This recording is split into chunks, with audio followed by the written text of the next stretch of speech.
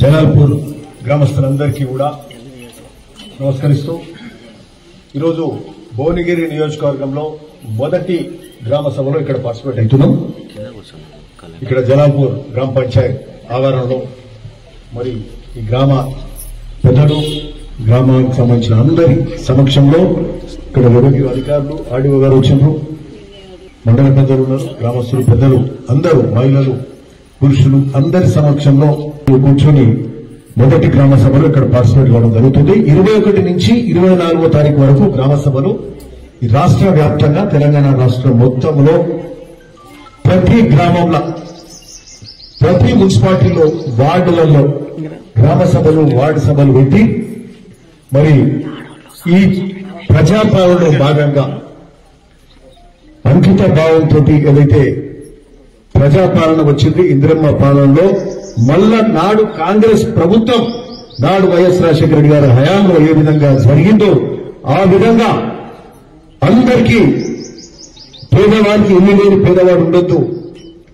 Ration card లేని ఏ ఒక్క కుటుంబం ఉండొద్దు. మరి అదే కాకుండా రైతు భరోసా కూడా ప్రతి ఎకరానికి వ్యవసాయ యోగ్యమైన ప్రతి ఎకరాకు మరి రైతు భరోసా ఇచ్చే కార్యక్రమం అయిపోయింది. రైతు కూలీలు భూమి ఉన్న వారికి ఇస్తుండ్రు, మా పరిస్థితి ఏందని అడిగినప్పుడు నాడు వరంగల్ రైతు సభలో నాడు రాహుల్ గాంధీ గారు వచ్చినప్పుడు మరి రైతు కూలీలకు కూడా మేలు చేసే కార్యక్రమం చేస్తాము అని నాడు మాట్లాడుకోవడం జరిగింది. ఆ విధంగానే దానికి అనుగుణంగా వచ్చిన ప్రజాపాలనలో కాంగ్రెస్ ప్రభుత్వంలో రైతు కూలీలకు కూడా వాళ్ళకు కూడా మీకు కూడా మేలు చేసే కార్యక్రమం ఈరోజు తెలంగాణ ప్రభుత్వం ఇందిరమ్మ ఆత్మీయ భరోసా పేరు మీద ఆ రైతు కూలీలకు ఏదైతే ఎన్ఆర్ఈజీఎస్ పథకంలో ఉన్నవాళ్ళు 20 రోజులు కనీసం 10 దినాలు చేసిన వాళ్ళకు 20 రోజులు కనీసం 10 దినాలు చేసిన వాళ్లకు ఈ ఇందిరమ్మ ఆత్మీయ భరోసా కింద సంవత్సరానికి 12,000 రూపాయలు ఇచ్చే కార్యక్రమం చేస్తూ అందులో మొదటి విడతగా 6,000 రూపాయలు ఇచ్చే కార్యక్రమం ఈరోజు మొదలవుతుంది. సో ఇందులో ఈ 4 కార్యక్రమాలు ఈరోజు మొదలవుతా ఉన్నాయి. సో చాలా సంతోషం. ఈరోజు ఒక గొప్ప కార్యక్రమం. మరి 10 ఏళ్ళు ఇల్లు లేని పరిస్థితి నాడు కాంగ్రెస్ హయాంలో ఈరోజు ఎప్పుడు కూడా చెప్తా ఉంటాం, గర్వంగా కూడా చెప్తాం. నాడు ఉమ్మడి రాష్ట్రంలో 45 లక్షల ఇళ్లు కట్టించారు. తెలంగాణ రాష్ట్రం ఏర్పడక ముందు వైఎస్ రాజశేఖర రెడ్డి గారి హయాంలో 45 లక్షల ఇళ్లు 2 రాష్ట్రాలలో ఉమ్మడి రాష్ట్రం ఇస్తే గత 10 ఏళ్లలో ఏ ఒక్కరికైతే ఇల్లు రాలే. ఇక్కడ వచ్చిన అనేక వరకు ఇల్లు అయితే రాలే కదా. పేదవానికి ఇల్లు లేని పరిస్థితి, కుటుంబాలు పెరిగినాయి, సంసారాలు పెరిగినాయి. అదే ఇంట్లో 2 కుటుంబాలు 3 కుటుంబాలు ఉన్న పరిస్థితి. రేకుల ఇల్లు, తాటిపత్రులు కప్పుకున్న ఇల్లు, కప్పలేని వాళ్ళు, అట్లాంటి పరిస్థితి ఒక ధనిక రాష్ట్రంలో దాపరించిందంటే ఇది నిజంగా చాలా అన్యాయం అయిపోయినాం గత 10 ఏళ్ళు. ఈరోజు దానికి సమస్య పరిష్కారం కోసం ఇందిరమ్మ ఇల్లు ఇచ్చే కార్యక్రమం గొప్పగా మరి ఈరోజు మొదలు పెడుతున్నాం. ఈరోజు సర్వేలో అది తీసుకొని 26వ తారీఖు నుంచి ఇందిరమ్మ ఇల్లు ఇచ్చే కార్యక్రమం మొదలవుతుంది. రేషన్ కార్డు లేక ఒక్కొక్కరికి 6 కిలోల బియ్యం వస్తాయి. రేషన్ కార్డులలో ఆ కుటుంబ సభ్యులు పెరిగితే ఆ పిల్లగాని పేరు కూడా ఎంటర్ కావాలి. ఎంటర్ కాలే కదా. అది పిల్లలు పుట్టిండ్రు, 5 ఏళ్ళు 10 ఏళ్ళకి వచ్చిండ్రు, వాళ్ళు కూడా బోధన చేస్తారు, వాళ్ళకి 6 కిలోలు కావాలి. వాళ్ళ పేరు 10 ఏళ్ల నుంచి ఆ రేషన్ కార్డులో వాళ్ళ పేరు ఎక్కలే. కొత్త రేషన్ కార్డులు ఆ కుటుంబంలో పెళ్లిళ్ళు అయినాయి, కొత్త సంసారాలు ఏర్పడ్డాయి, కొత్త రేషన్ కార్డు ఇవ్వాలి. ఇవ్వలేదు కొత్త రేషన్ కార్డు. ఆ ఉన్న రేషన్ కార్డుల్లో కొత్త సభ్యులను కూడా చేర్చలేదు. సో ఆ విధంగా కూడా అన్యాయంగా జరిగింది. సరే, గత పాలకులు విస్మరించి ఉండొచ్చు. ఈ రోజు ప్రజాపాలనలో కాంగ్రెస్ ప్రభుత్వం రేషన్ కార్డులు ఇచ్చే కార్యక్రమం మళ్ళా ఉన్న రేషన్ కార్డులల్లో ఆ కుటుంబం మీరందరూ కూడా గుర్తుపెట్టుకోండి అమ్మాయి, అందరికీ కూడా ఉన్న రేషన్ కార్డులల్లో కొత్త రేషన్ కార్డు వస్తలేదు అనుకున్నాం. ఎందుకంటే ఇంట్లో పెళ్లిలైన పిల్లలు ఉంటే కొత్త సంసారం ఏర్పడితే కొత్త రేషన్ కార్డు అంతే కదా ఆర్డీఓ గారు, వాళ్ళ కొత్త రేషన్ కార్డు వస్తాయి కొత్త సంసారం ఏర్పడ్డాక. వాళ్ళు ఉన్న సంసారంలో ఉన్న కుటుంబంలో పిల్లలు పెరిగిండ్రు, 2 పిల్లలు పుట్టిండ్రు, 5 ఏళ్ళు 10 ఏళ్ళు ఉన్నారు, వాళ్ళ పేర్లు యాడ్ చేస్తే వాళ్ళకు కూడా బియ్యం ఇచ్చే కార్యక్రమం కానీ ఇతర వసతులు ఇచ్చే కార్యక్రమం కూడా జరుగుతుంది. కాబట్టి ఇది చాలా ముఖ్యం. రేషన్ కార్డు 10 ఏళ్ళు ఇబ్బంది పడ్డ వాటికి ముందు మీరు ఇబ్బంది పడవద్దు. కొత్త సభ్యులను ఆ కుటుంబంలో పుట్టిన పిల్లలను ఆ కొత్త రేషన్ కార్డు ఆల్రెడీ ఉన్న రేషన్ కార్డు నేర్చుకోండి. కొత్త సంసారాలు ఏర్పడితే పెళ్లిలు అయితే కొత్త రేషన్ కార్డు తీసుకోండి. ప్రతి ఒక్కరికి రేషన్ కార్డు ఇవ్వడానికి ఈ ప్రభుత్వం చిత్తశుద్ధితో ఉన్నది. నిన్న మొన్న కొంత అపోహలకు లోనైనాం. ఆనాడు మీ సేవలు పెట్టుకుని ఉండొచ్చు. 2016, 17, 18 నాడు వచ్చిన అప్లికేషన్లు ఆ మొదటి ఎంక్వైరీ అయినప్పుడు అప్పటి పేర్లు ఉన్నాయి, మా లేవని నిన్నమని అన్నారు. అంటే ఒక లిస్ట్ వచ్చింది, దాన్ని ఎంక్వైరీ చేస్తుంది. వాళ్ళు అప్లికేషన్ పెట్టుకోరు. ఎవరైనా ఈ పార్టీ ఆ పార్టీ అని ఏం లేదు. మా రాకపోయే గాలి వచ్చినాయంటే అది కాదు కదా. ఆనాడు పెట్టుకున్న వాళ్ళు 2 ఏళ్ల కింద 3 ఏళ్ల కింద పెట్టుకున్న వాళ్ళే ఫస్ట్ లిస్ట్ వచ్చిండొచ్చు. మళ్ళీ మన ప్రజాపాలన లిస్టు కూడా అది తీసిండ్రు. కులగణన కింద ఉన్న లిస్టు తీసిండ్రు.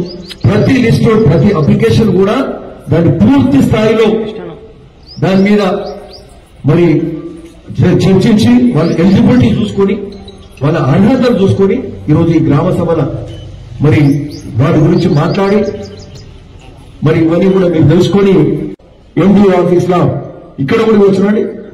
ఈ రోజు కూడా ఈ గ్రామ సభలో మీరు నేరుగా కూడా ఇక్కడ అధికారులకు ఇవ్వచ్చు. ఉదయం నుంచి సాయంత్రం వరకు ఉంటారు ఇక్కడ నేరుగా మీరు మేము ఇవ్వలే మా పేరు రాకపోయినట్టు మీరు నేరుగా ఇవ్వచ్చు. మీకున్న అర్హతను బట్టి మీకు రేషన్ కార్డు ఇచ్చే కార్యక్రమం జరుగుతుంది. సో ఆ విధంగా మరి పనికిహారం పథకంలో 20 పనిదినాలు చేసిన వాళ్లకు రైతు ఆత్మీయ భరోసా, అట్లనే మనకు సంబంధించి రేషన్ కార్డులు ఇచ్చే కార్యక్రమం రెండోది. రైతు భరోసా కార్యక్రమం కూడా నాడు అందరూ చెట్లు పుట్టలు రోడ్లేసి వెంచర్లు చేసి గుట్టలు వ్యవసాయజంగాన్ని భూములకు కూడా ఇచ్చారు. ఇదే పద్ధతి అనేది ఒక ప్రశ్న ఉంటే ఈరోజు ఇప్పుడే ఆర్డీఓ గారు చెప్పారు, మన గ్రామంలో 8 ఎకరాల 10 గుంటలు ఎన్నిక తీసేస్తున్నారు. ఏది వ్యవసాయజంగాన్ని భూమి ఉంటే అది తీసేస్తారు. ఇంకొక ఊర్లో 50 ఎకరాలు 100 ఎకరాలు కూడా 500 ఎకరాలు కూడా ఒక ఊర్లో తీసేసారు. అంటే ఒట్టిగా దారాదత్తం చేసిన ప్రజల సొమ్ము తప్పదు. అంటే వ్యవసాయం చేయని భూములకు గుట్టలు పుట్టలు వెంచర్ల బిల్డింగ్ల దగ్గర కూడా ఇచ్చేసారు. సో అది మనందరూ కూడా ఇబ్బంది పడ్డారు. ఎట్లా ఇవ్వబడుతుంది మాకేంటి అంటే సరే అడ్డమైన భూములకు తీసేసి వ్యవసాయమైన భూములకు ఇచ్చే కార్యక్రమం చేస్తూ రైతు భరోసా 6,000 రూపాయలు ఎకరానికి ఇచ్చే కార్యక్రమం చేస్తూ రైతు కూలీలకు మాకు రాకపోయిన వాళ్లకు రైతు ఆత్మీయ భరోసా ఇంద్రమ్మ ఆత్మీయ భరోసా ఇచ్చే కార్యక్రమం కూడా జరుగుతుంది.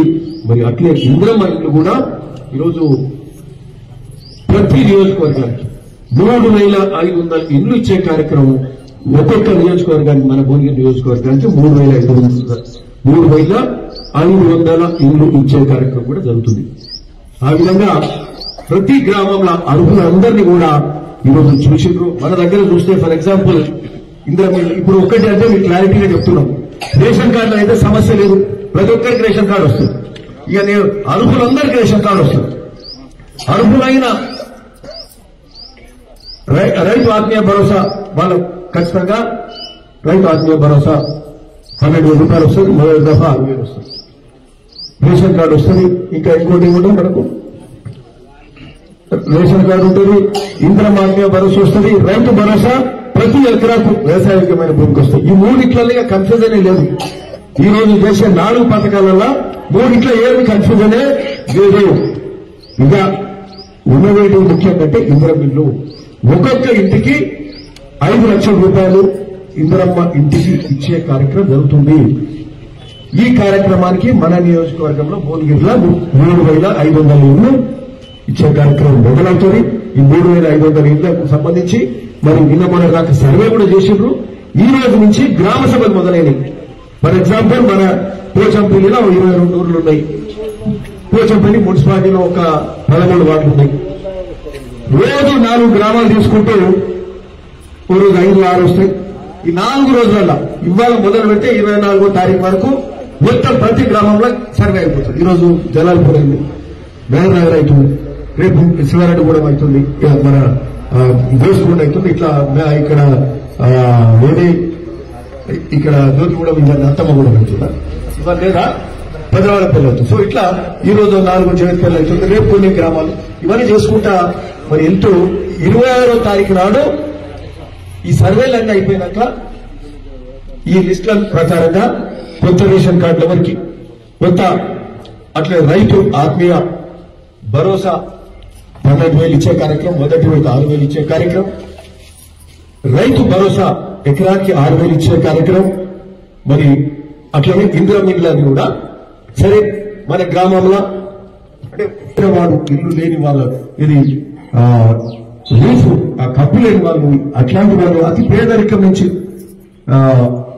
ఇల్లు లేని వాళ్ళని చూస్తూ అంటే ఇల్లుండి ఆ స్థలం ఉండి ఇల్లు సరిగ్గా లేకుండా కప్పు లేకుండా రేపులో తాడిపత్రో ఆ విధంగా ఇబ్బందికరంగా ఉన్న వాళ్లకు ఇల్లు ఇచ్చే కార్యక్రమం చేస్తూ మరి మొదటి దఫాలా ఈ సంవత్సరంలో మనకు 3,500 ఇళ్ళు వచ్చినప్పుడు నియోజకవర్గానికి ఈ ఊర్లో ఫర్ ఎగ్జాంపుల్ ఒక 20 ఇళ్ళు వచ్చినాయి అనుకుందాం. సో ఉదాహరణ చెప్తా ఉన్నాం, అది 30 వస్తాయా ఎక్కువ వస్తాయా ఎగ్జాక్ట్ నిర్ణయం తర్వాత ఉంటుంది. అతి పేద వాళ్ళను, తప్పు లేని వాళ్ళను, సరిగ్గా తాడిపత్రుల వాళ్ళను, రేపులు వాళ్ళను వాళ్ళకి ఇచ్చే కార్యక్రమం చేస్తూ ఒక్క మళ్ళా కొత్త బడ్జెట్ రాగానే మళ్ళా 6 సంవత్సరాలు మనం ఇంకో లిస్ట్ మొదలవుతుంది. ఆసారికి మళ్ళీ 20 వస్తాయి. ఇక్కడ ఉన్న అప్లికేషన్లు ఎన్ని ఉన్నాయి? 52 ఉన్నాయి. అంటే అంటే ఇక్కడ 375 ఉన్నాయి. అంటే ఒకటి ఉన్నట్టు మాట్లాడుకుంటూ కూడా ఊరు జనాభానే ఓట్లు ఎన్ని ఉన్నాయి? ఇక్కడ 1100 ఉన్నాయి. అంటే జనాభా ఎంత ఉంటుంది? 1400 ఉంటుంది. 1400 అంటే ఉండే ఇళ్ళే 350. మరి 375 అప్లికేషన్లు వచ్చినాయంటే కొంచెం ఏంటంటే జనరల్ గా అందరూ పెట్టేసి ఉండొచ్చు. సో అట్లా అంటే ఇది అనలైజ్ చేసుకుంటే అంతే కదమ్మా. 375 ఇళ్ళ అవసరాలు ఉంటాయి కదా, ఉన్నాయే మన ఇళ్ళే ఉండేకే 300 ఉంటాయి. ఓ మాట చెప్తున్నా. సో అవసరాలు ఎట్లుంటాయి? 50 ఉంటుండొచ్చు, 60 ఉంటుండొచ్చు, 70 ఉంటుండొచ్చు. సో మొదటి దఫా 20 వస్తే మన సంవత్సరం 20 వస్తాయి. సో పేదవానికి ఇళ్ళలో ఈసారి రానియండి, మరోసారికి మామూలు ఉన్నోళ్ళకి వస్తాయి, మరోసారికి ఇక ఇంకా ఇబ్బందులు వాళ్ళకి కూడా వస్తాయి. ఆ విధంగా ఈ రాష్ట్రం ఈ ప్రజాపాలన ప్రతి ఒక్కరికి మేలు చేసే కార్యక్రమం కాంగ్రెస్ పాలన. రేవంత్ రెడ్డి గారు ముఖ్యమంత్రి గారు తన కేబినెట్ సహచరులతోటి అన్ని సరైన నిర్ణయాలు